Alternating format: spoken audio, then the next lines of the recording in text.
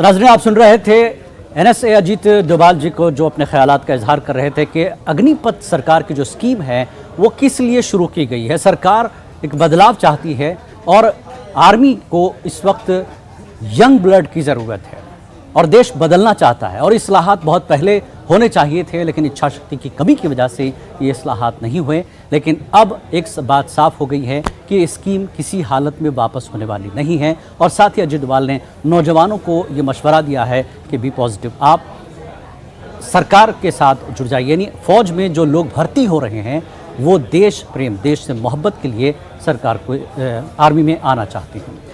तो ये थी अजीत डोभाल की बातचीत। और अब रुख करेंगे एक ऐसी खबर का जहां पर कश्मीर को लेकर एक सवाल पूछा गया था एमपीपीएससी में, यानी मध्य प्रदेश में उस चीज़ को लेकर सवाल हुआ है और उस पर सियासत हो रही है। आपको बता दें, एमपीपीएससी इम्तिहान में कश्मीर को लेकर एक सवाल पूछा गया मध्य प्रदेश में, उस पर सियासत शुरू हो गई है। कांग्रेस ने शिवराज सिंह हुकूमत को तनकीद का निशाना बनाते हुए पेपर बनाने वालों के खिलाफ मुकदमा दायर करने और मामले की आला सतही जाँच करने का मुतालबा किया है। वहीं शिवराज सिंह काबीना के सीनियर वजीर विश्वास सारंग ने इस मामले को संजीदगी से लेते हुए एमपीपीएससी का पर्चा बनाने वाली कमेटी पर कार्रवाई किए जाने का ऐलान किया है। मध्य प्रदेश की पीएससी की परीक्षा में सवाल पूछा जा रहा है, क्या कश्मीर हमें पाकिस्तान को दे देना चाहिए? ये जो है रोज राष्ट्र प्रेम की कस्में खाने वाली सरकार के अंतर्गत प्रशासन की इतनी महत्वपूर्ण परीक्षाओं में अगर इस तरह के प्रश्न पूछे जा रहे हैं तो ये बताना चाहिए सरकार को और इसकी जांच करनी चाहिए कि ये किस एजेंडा का पार्ट है।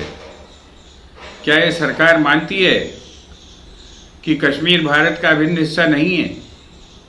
ये प्रश्न पूछने वाले लोगों के ऊपर क्या ये सरकार राष्ट्रद्रोह का मुकदमा लगाएगी?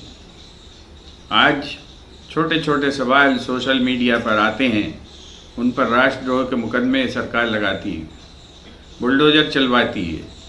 कौन चलवाएगा इन राष्ट्रद्रोह के सवाल पूछने वालों के ऊपर बुलडोजर?